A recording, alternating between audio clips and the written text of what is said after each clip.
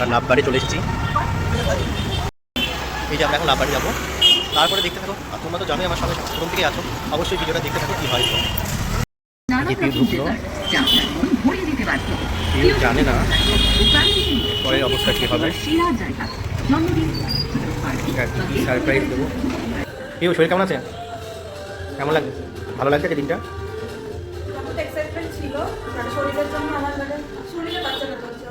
রোহনগরের গিফটে কেমন লাগলো? Thank you. এখানেও এসে আমি ওকে গোলাপটা আবার দিলাম, আর এরপরও আমাকে ওর গিফটগুলো দেওয়া শুরু করলো। ও আমাকে প্রচুর গিফট দিয়েছে। এই গিফটগুলো তোমরা অবশ্যই দেখতে পাবে যখন আমি আনবক্সিং করব। আর দেখো কত কি গিফট দিল। ওর গিফটে আমি খুব খুশি।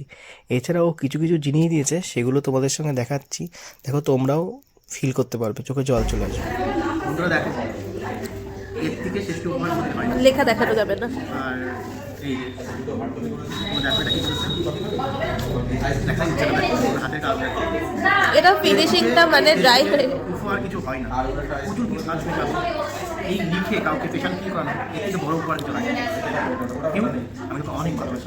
Happy Valentine's. দেখো বন্ধুরা, আমাদের দুজনের গিফটে পুরো জায়গাটা ভর্তি হয়ে গেছে। এত গিফট পেয়েছি আমরা।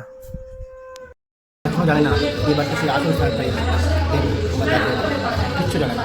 এবার দেবো, আমরা দেখতে থাকি।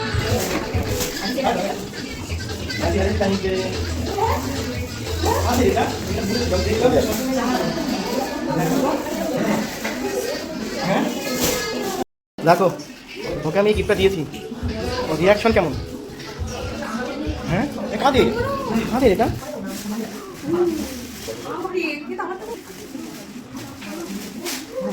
কার এটা? তোমার জন্য?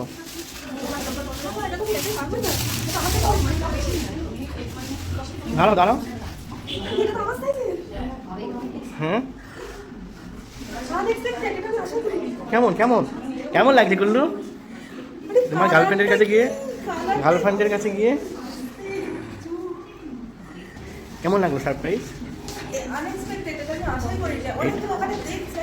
এটাই বলুন।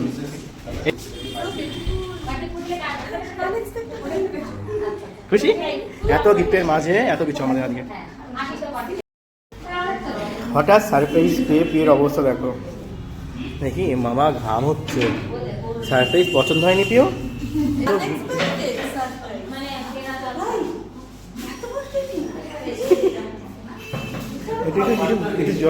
একটু হাক করে টিটির সাথে।